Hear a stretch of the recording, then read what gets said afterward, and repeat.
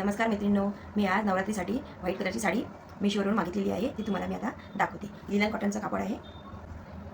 तुम्ही बघू शकता किती छान लिनन कॉटनचं कापड आहे. एकदम मस्त व्हाईट कलर आहे आणि त्याच्यामध्ये अबोली कलरची डिझाईन आहे. अबोली कलरची डिझाईन आहे आणि थोडं हे मिरर वर्क आणि बारीक अशी लेस आहे.